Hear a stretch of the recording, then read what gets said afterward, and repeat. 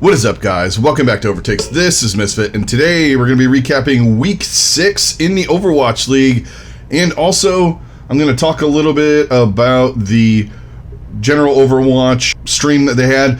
But first, I'd like to thank everybody for joining me, everybody that's been subscribed and supporting me. Thank you very much. And if you're new, thanks for stopping by. I do Overwatch League content 2 to 3 times a week, depending on what's going on. And we talk a little bit about Overwatch here, too. But thank you very much for stopping by. Hope you like what you hear. And if you can hit a like, hit a subscribe, and the alert bell, that would be great. Alright, let's get into some of the stuff. Let's talk about the stream first, before we dive into an interesting week of Overwatch League action, where all the good teams performed like the bad teams, and the bad teams performed like the good teams, except for London, who just performed a little bit better. We're going to talk a little bit more about that in a second. First, I want to talk about the Overwatch dev stream thing. It is what it is, as far as, you know, presentation and all that. I'm not worried about that as much. So, they dropped the bomb. 5v5. Okay, before I get into that, just some of the other stuff, you know, they kind of didn't do the greatest job of explaining it. The new maps and stuff look great that they showed on there, and they showed a little bit more push. I like the way that looked, and with the 5v5 environment, I think it looked pretty good. Now, the elephant in the room, the 5v5 thing, and we're going to spin this a little bit. I'll give you my opinion on as far as playing the game in a 5v5 and the Overwatch League. It's going to take not a ton of time. I just want to spend a little bit of time on this because it's very pertinent to the Overwatch League, and, you know, it's part of the game now. So, when they said that, and my initial impression was somewhat like what some of the people did. I'm like, ooh, that gets rid of the off-tank. But if you look at it from the perspective of, they're saying 5v5, one tank. You immediately say, well, they're getting rid of off-tanks because Reinhardt and Winston are the only 2 tanks that are viable, and maybe Orisa on certain maps, and la la la la la. But that's not it. They're redoing all of the tanks, guys.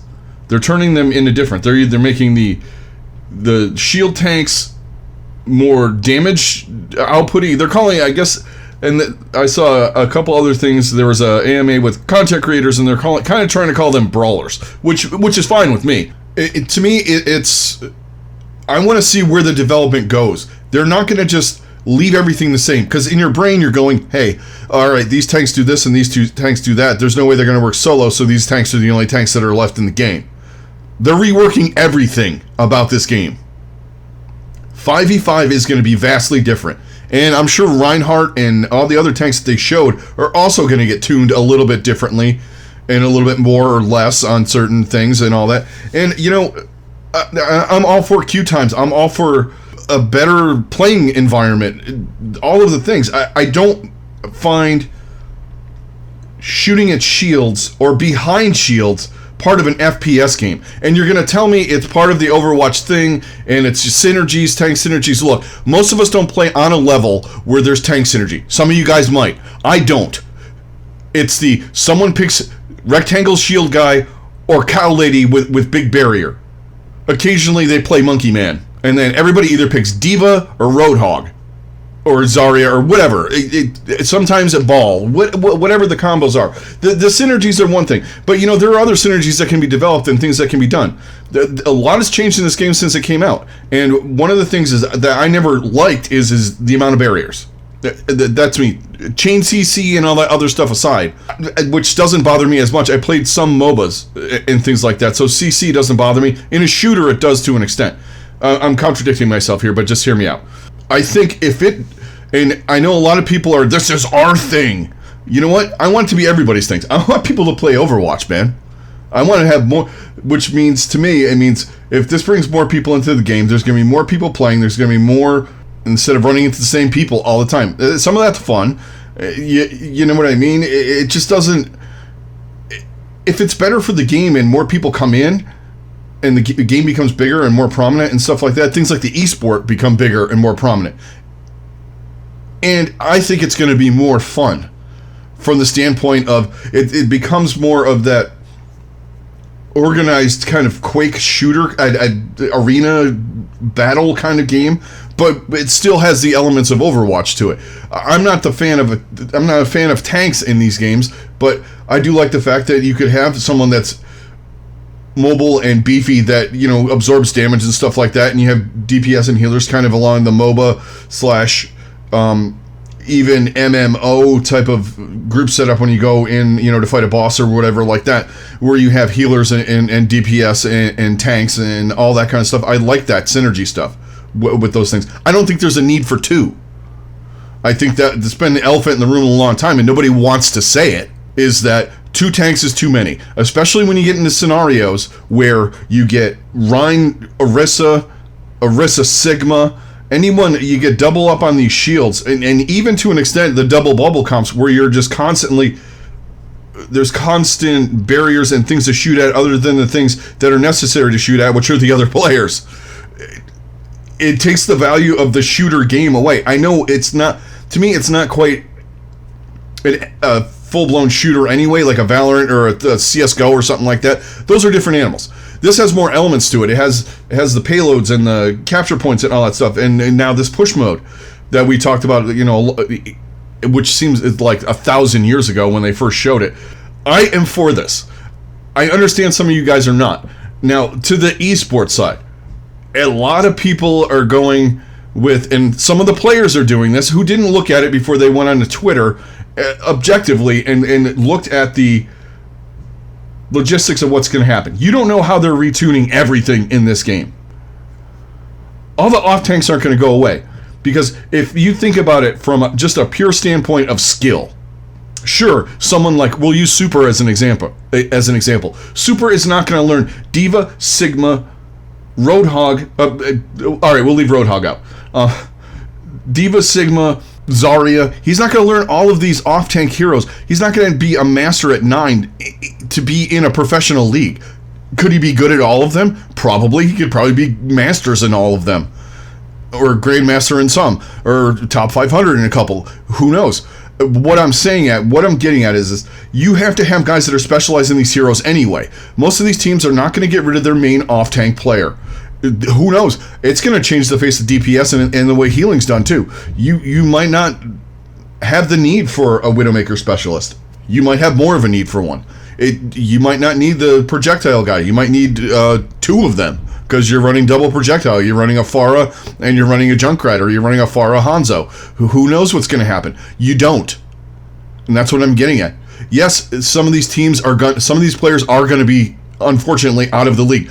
But if you think about it from the perspective of, if this game becomes bigger and there's more demand for it, there's going to be a bigger and better tier 2 scene and more teams in the Overwatch League, which means more jobs. Is it better? And I don't like people losing jobs. When they hire people on to do things or make them do things and then they decide they get rid of a layer, I work in a business where they do that constantly. And I don't like people losing jobs after they get promoted into a job when it's deemed unnecessary. It's terrible. But if you think about it from this perspective, if you don't cut it down to 5v5, you're not getting certain groups, certain types of players that want to play this game but got frustrated by it because of the amount of tanks. I.e., people who play DPS and even supports, the people who play ranged stuff and mobile characters and whatever you want to call them. They're not going to play the game. But if you change it to 5v5 and you cut down the tanks and it becomes more open, more free, shooting matters, cover matters, things that they know, they're going to play the game. And this is big in the esports world, because if you think about it right now, realistically, what is the biggest player base that's being lost in this game right now? The NA and the EU DPS players and supports, and a couple of them. But why? Because they like to do the shoot thing, the shooty, and they go to CSGO and they go to Valorant. If you encompass some of the things from those games, you're going to bring players in and go, oh, I'll give Overwatch 2 a look. It looks a little bit more like something I know. Like Call of Duty. I don't want it to be like Call of Duty, but it has more aspects of some of these games with the shooting. And it's not saying that I'm dismissing Asia as like well, they just want to play tanks. No, what I'm saying is they want to play the game as a whole, because there are guys with cracked aim over there too, and they're playing Valorant and CSGO a little bit. But what I'm getting at is you're bringing a bigger player base, which means you're going to get better players and more of them.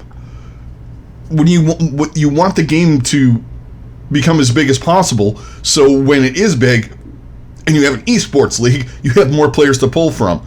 If you keep dwindling and dropping in numbers and nobody's playing the game, nobody's watching the esport. If nobody watches the esport, nobody has a job.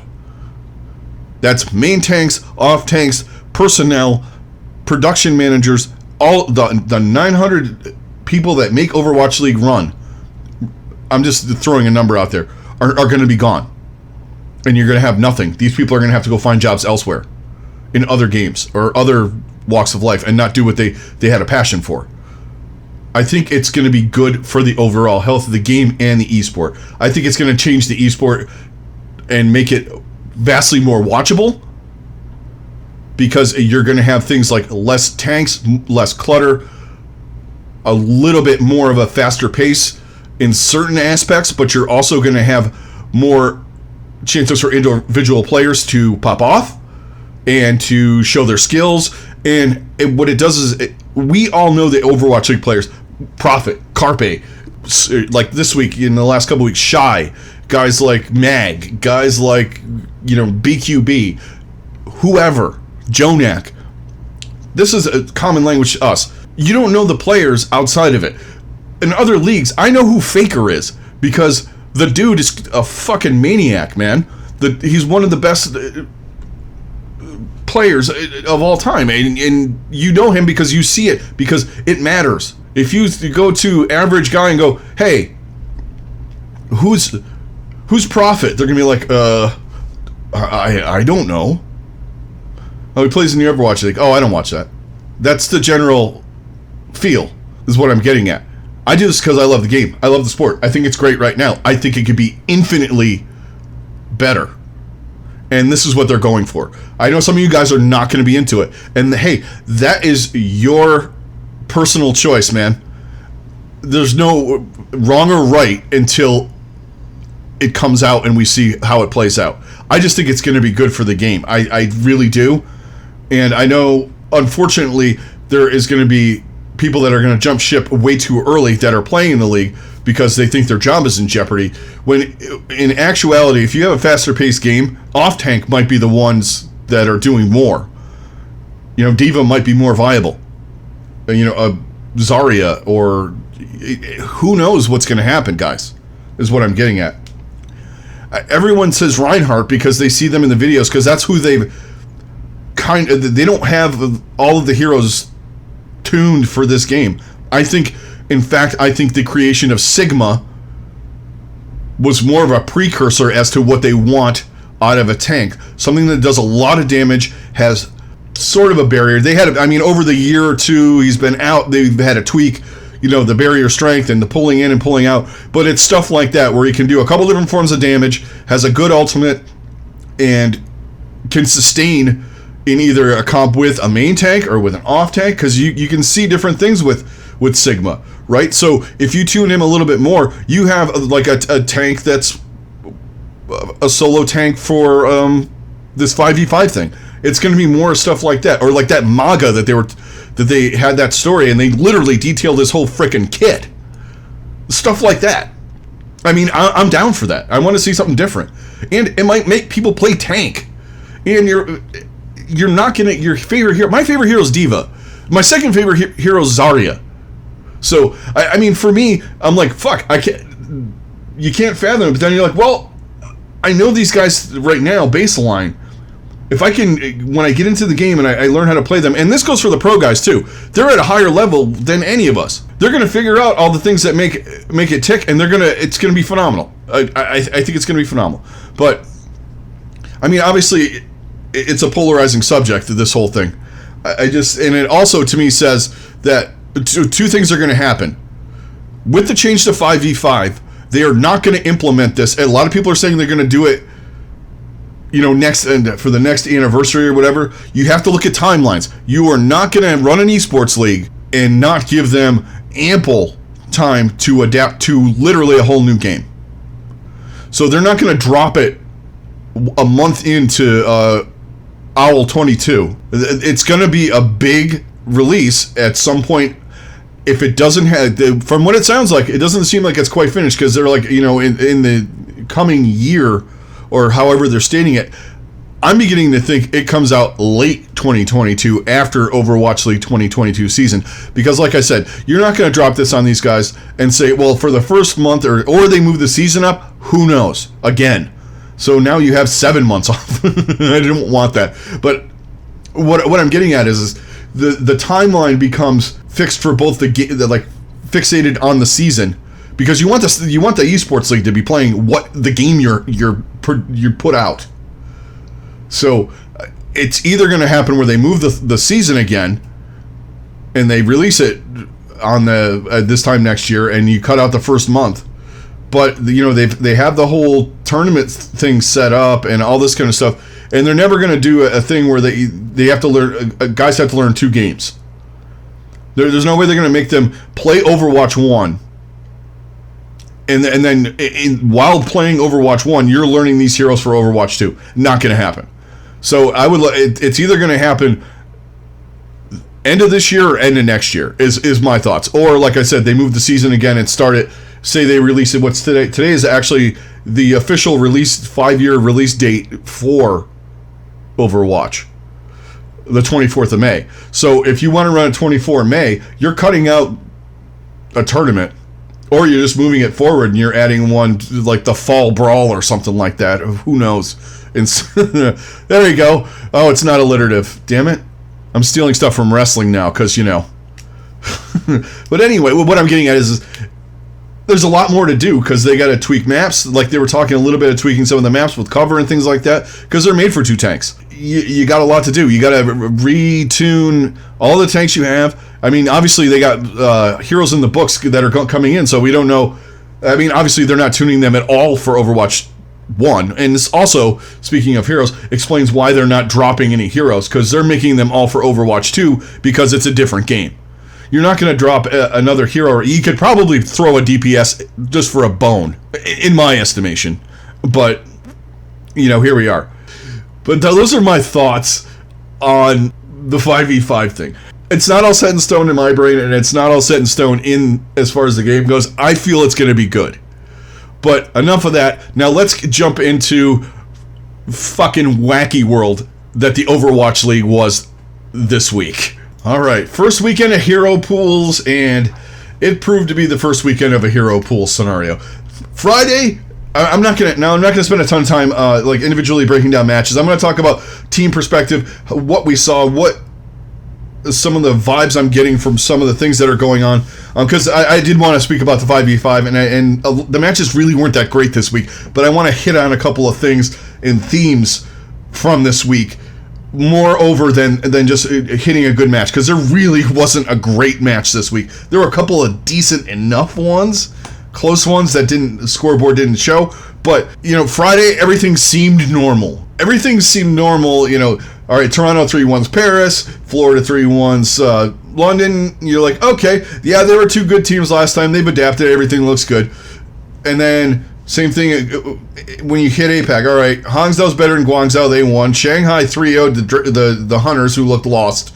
And then here's where the fun starts.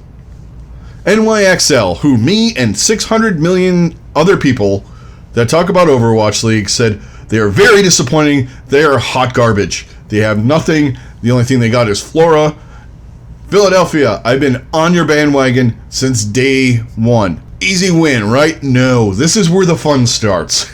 Oh, New York just clocked them. Philly looked lost. And then we go in NA, and everything's wrong as far as the scoreboard. Like, I literally predicted every score right, map-wise, except for the Houston-Atlanta one, but I had the wrong team. And the Houston-Atlanta one actually could have gone that way. The Houston-Atlanta was a decent match. Houston, though, at times, they looked like they were getting dumpstered. Atlanta looked really good. But, yeah, and that was a theme throughout the whole weekend. There was 1 or 2 games that made sense. The rest of them didn't. Atlanta beating London. Okay, that made sense. That was about it. APAC on Sunday was a mess. Hangzhou, Guangzhou, and Chengdu won. Chengdu was the only viable one, I think. You could make the argument for Chengdu beating Philly, and I'm talking looking at this in a perspective of looking at the whole weekend, not like after the matches on Saturday, going, yeah, this is garbage. And you go, I didn't change my picks either. I stuck with them because that's what I predicted them as. I could have went in and changed them all, but I didn't.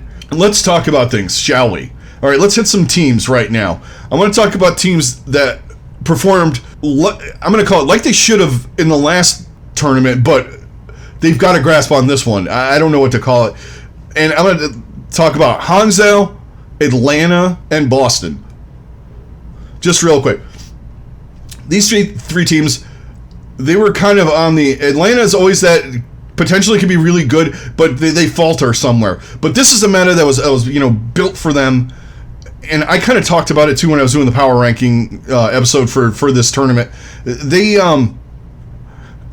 tank line is good at the double shield thing, or running Orisa, Diva, just doing some of the different stuff like that. Running your double shield, like I said, double shield Orisa comps, because Gator is really good, and Hawk is, when those two guys play that, they look like one of the best, if not the best tank duo in the league. They just performed really well. This is a meta like built for them. And they went out and they racked up Houston, and they took care of business against London. And they had probably the cleanest weekend of any team that I saw out there. Because they did lose a map to Houston, but it's one of those things where Houston's a really good team, so skill sometimes wins out on a map or something like that, especially when you're playing a new comp or whatever. I'm not making excuses for Atlanta or anything like that, but you see where I'm going. Hangzhou, they are actually living up to expectations. Putting in Shy, getting rid of the coaching staff they had before, or at least Pajong, has seemed to have paid dividends. They look really good, whether they're running monkey comps or other stuff. And Shy is freaking filthy. And Gushue look better. They have a different vibe about them. They have that vibe that they had kind of going into last year, where they started, they look decent, and you're like, okay, this team finished fourth last year. They're an up and comer. I'm feeling the same way right now. I really like how they played this weekend. They destroyed Shanghai, who looked fucking clueless in that second game. As good as they looked against Chengdu and burying them. And there's a couple teams that are in this scenario. But now let's talk about Boston. Boston went 2-0 this weekend too. They beat Toronto and they beat Washington. Two teams that were in the play-ins, Toronto and Washington. They beat them soundly. They looked fantastic. I was really, really impressed with how they played. They did kind of go into the season, we're like, yeah, this isn't the Boston that we're used to. And I was calling them garbage before this match started. I had them losing 3-0 twice, and they won 3-0 twice. So they proved me wrong for sure. They have a grasp on what's going on, and they're taking advantage of these teams that are allegedly quote-unquote good and burying them. And it doesn't look good for a team like Florida, who's got to play them next week and has a grasp on nothing. Except for running, I'm not going to start on that now. I promised myself I'm not going to get mad at the comps for Florida. This is an objective episode about Week 6 in the Overwatch League. But anyway, back to Boston. If they can keep this up and build some confidence going into, because the next tournament you don't have the hero pool. They need to be able to do something when you don't get rid of X. I think some of these teams, they got rid of Rhine, which was bad for them, but for Boston it kind of worked in their favor, because also the Tracer Sombra, they weren't really that great with that stuff. They were better on DPS at the other things, running the Echo and things like that. They did really well, and the teams that they played, you thought should have a grasp on this, because they have players that are in theory infinitely better than what Boston has, right? But Boston came to play, and they know their comps, they know what they need to do to win, and they're beating quote-unquote good teams. Now, the next tier is I don't know what the fuck is going on. A bunch of things that happened this week. Toronto and Florida and Shanghai. So they come out, and they all played their first match. They won pretty soundly in these matches. I mean, yeah, Florida was playing London, so expected. London looked a little bit better on some of the stuff they did, but there were things hinting in there with, if you look at them, and some of it's comp stuff, and some of it's I don't know what to put it on. Shanghai will look lost. They're a team, and I think it's also Moon as well, the way he kind of feels out of meta. It takes him like a week or two to figure things out. The problem is you got 3 weeks to get into a tournament. You can't be fucking around that much. You got 4 games total. And also, on that note, I think the teams that got to sit out this week are benefiting massively. Except for the Valiant, they might win a couple more maps than the last time. Who knows, with the way Philly was playing and the way Shanghai looked on Sunday, they could get one of those teams a fit. Like Florida, for instance, they look good enough against London. London gave them a battle. Same thing with Toronto, actually, with Paris. But there were times where they just dominated because they had better players with better just overall mechanics and all that stuff. And they kind of took the meta and kind of went and didn't really. They kind of paid attention to it, kind of didn't. It's like they just outskilled the other team because they could. Same thing kind of with Shanghai and Chengdu. Skill level wise, they are better than Chengdu. I think Chengdu was feeling things out and they weren't really ready. And, you know, if you lose your first match, I kind of get that. You're like, all right, new meta, whoa, what's going on? In a match like Shanghai and Chengdu. Because Chengdu was in the finals, or went to Hawaii, or however you want to phrase it, Melee. So it's not like they're a bad team. And Shanghai is also a really good team, too. So it was a decent matchup. We highlighted it, in fact. I guess my point is these teams didn't look lost in their first match, and then they got up there against a tougher opponent who had more of a grasp on this meta, and they got absolutely smoked. Shanghai didn't look like they belonged in the same building as Hangzhou. I don't think they were playing Overwatch. It was ridiculously bad.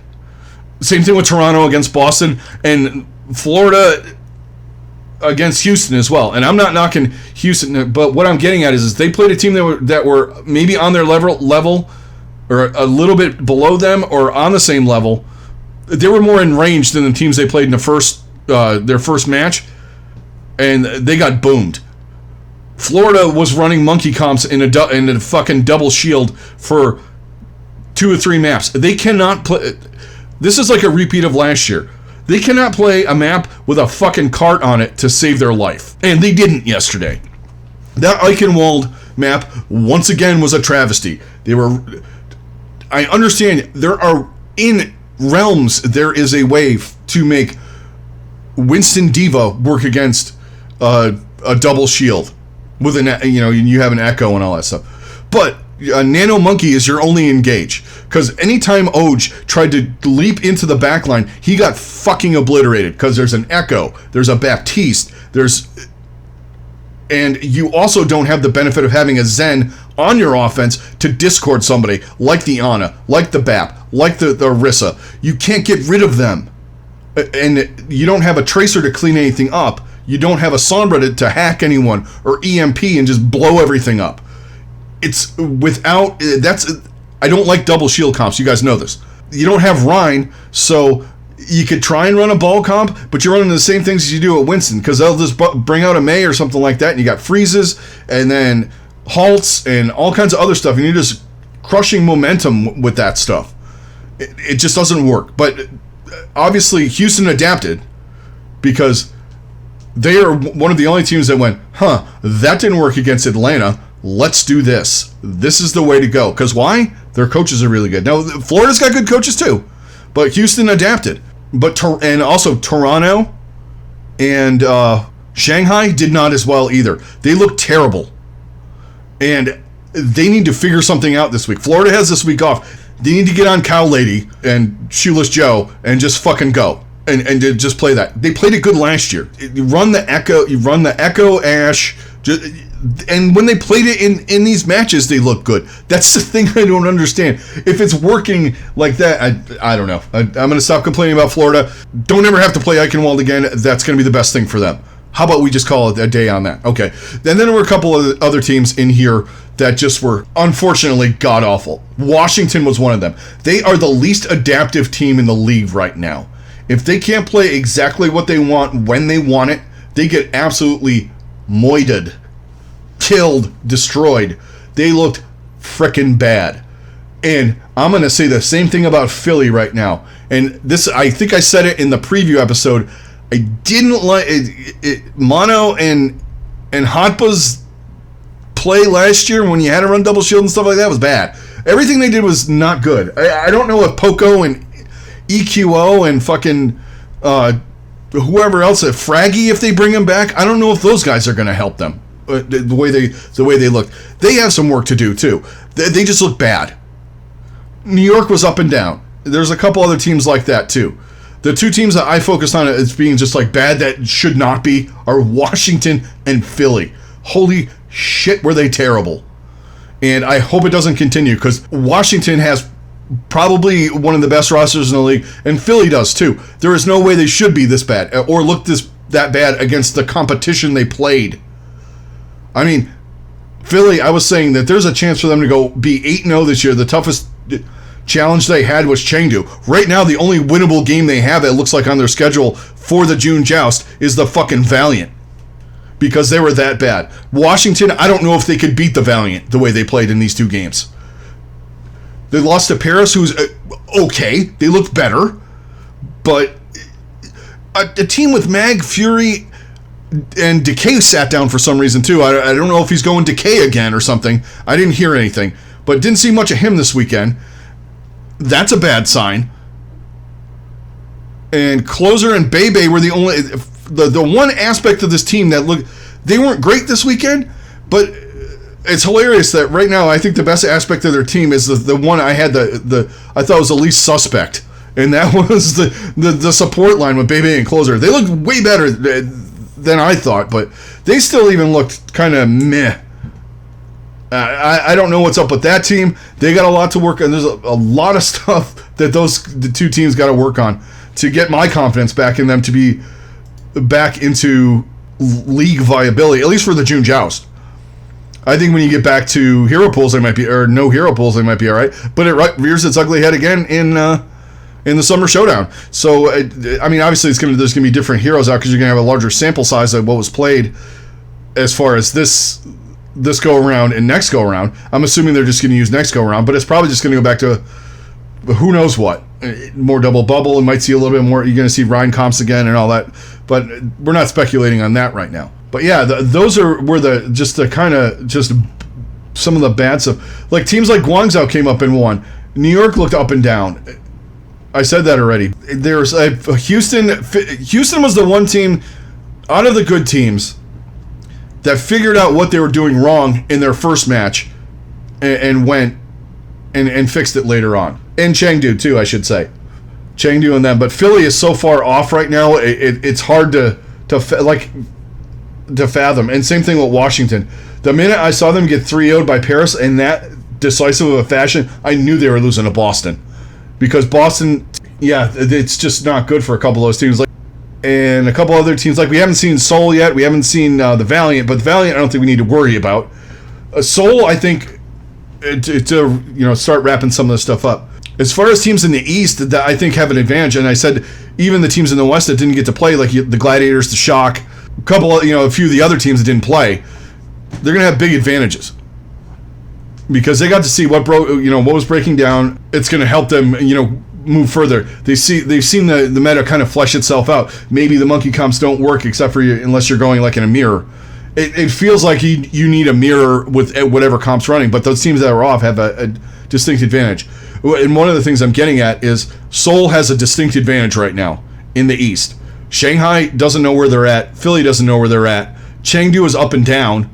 Chengdu-ing it.